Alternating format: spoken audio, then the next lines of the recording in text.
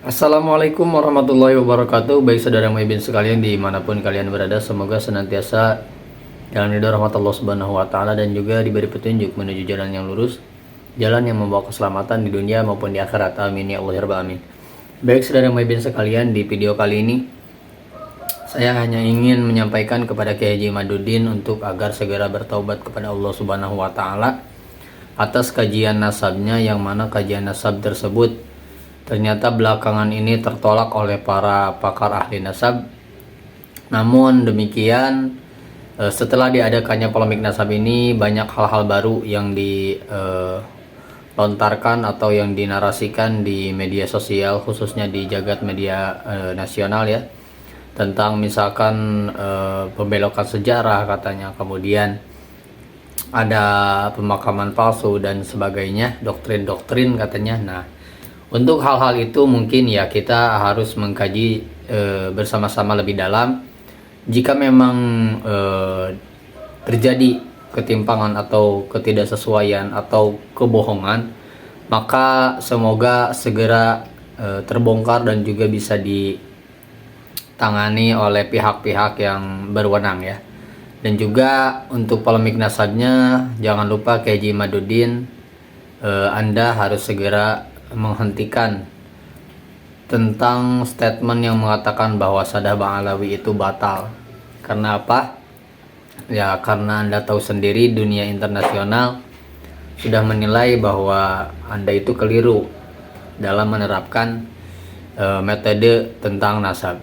Maka dari itu, ya saya minta sebelum ini karena kita sesama muslim ya, dan juga saya menghormati Anda seorang kiai, sebelum terlambat bertobatlah kepada Allah dan juga segera hentikan statement yang mengatakan bahwa Sadaq Bang Alawi itu batal.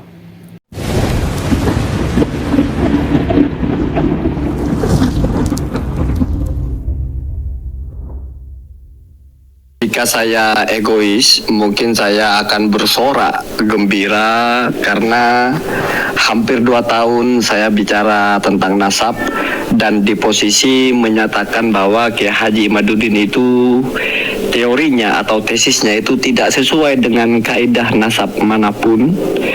Walaupun kalau bahasa saya tidak lalu mengatakan Kiai Haji Imaduddin ini jahil, apalagi jahil murakkab.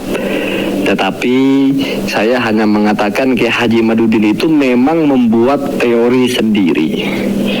Lalu sampai pada akhirnya anggaplah polemik ini diangkat kepada pakarnya.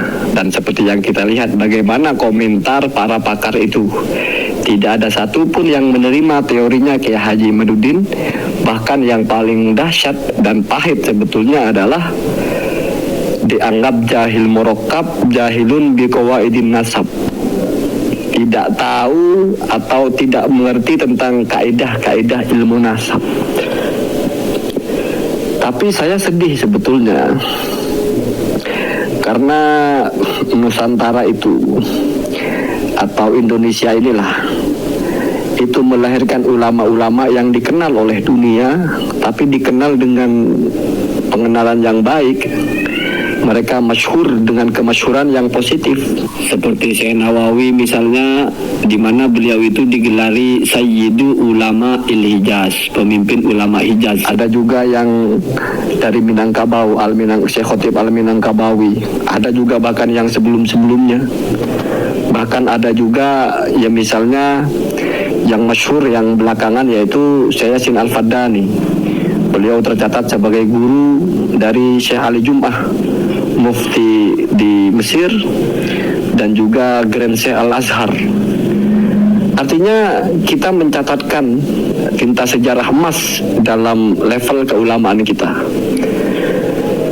Bahkan mungkin bukan hanya dalam keilmuan, dalam beberapa hal, misalnya B.J. Habibie atau banyak rekor-rekor, tapi saya fokus bicara tentang agama. Nama-nama ulama kita itu diperhitungkan di dunia. Karya-karyanya juga demikian. Misalnya Syekh Ihsan Al-Jampesi.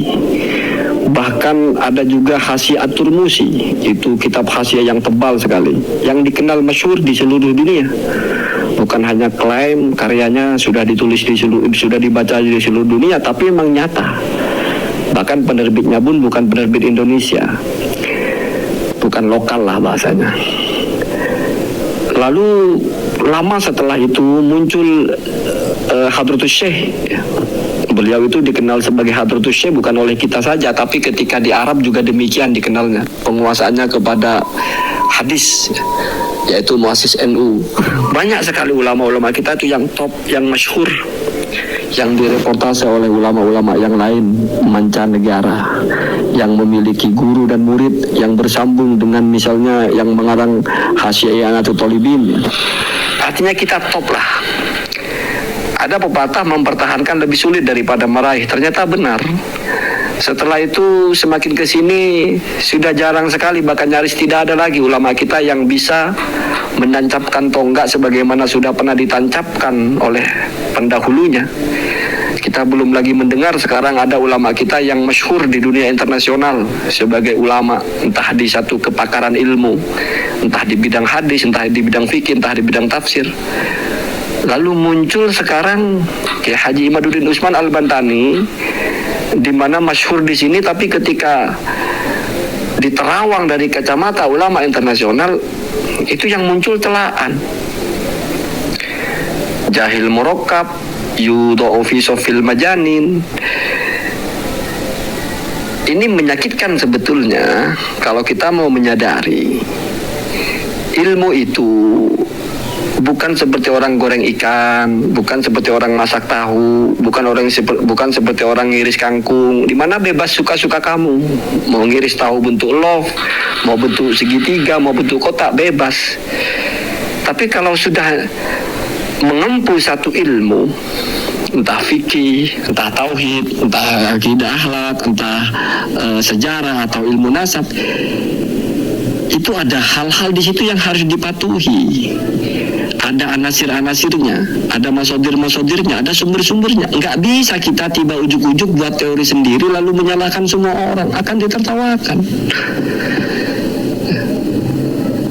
Ya kalau ditarik ke lebih sedihnya lagi adalah kita tidak berhasil ya anggaplah orang-orang yang dari awal mengkritik Kiai Imaduddin itu berarti mereka gagal meyakinkan Kiai Imaduddin bahwa Kiai Imaduddin itu keliru. Sebetulnya kalau Kiai Imaduddin mau sejak awal berdiskusi, mau sejak awal berdebat, tidak harus sampai seperti ini kejadiannya gitu.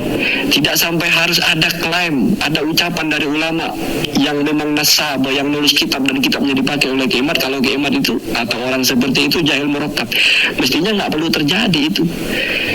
Seandainya Kiai Imaduddin sejak awal itu sudah menarik pendapatnya, sudah menganulir gitu.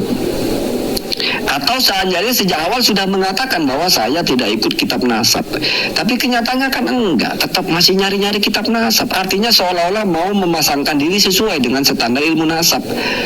Kitab itu kan benda mati, Pak, tidak bersuara. Ketika kita bacakan mungkin orang tidak percaya. Oh, siapa tahu cara bacanya salah, siapa tahu tidak dibaca semua.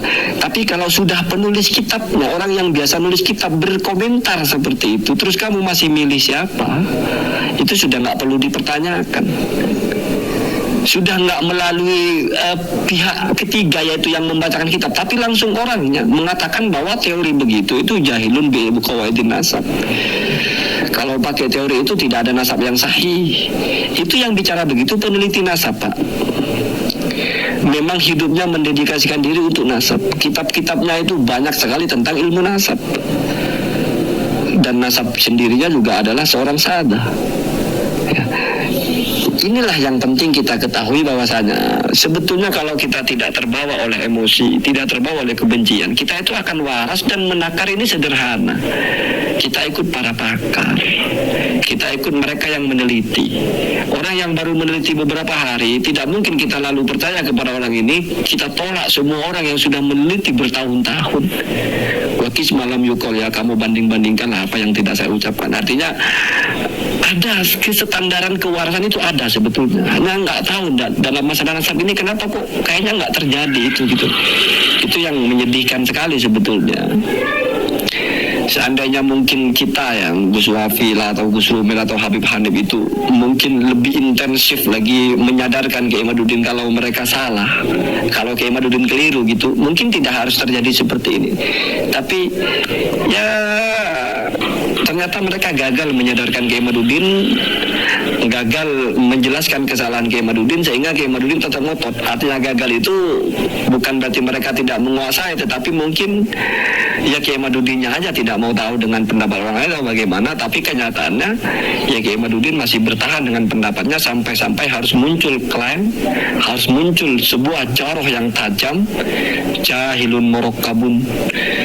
Kayaknya kita baca-baca ulama-ulama dulu ketika menjarah atau mengomentari negatif kepada seorang ulama itu jarang yang pakai kata jahil murakkab begitu. Biasanya kadzab itu Pak, pendusta itu alim Pak, tapi dia sengaja berdusta. Kalau jahil murakkab ini enggak Pak, enggak ngerti tapi merasa paling jago.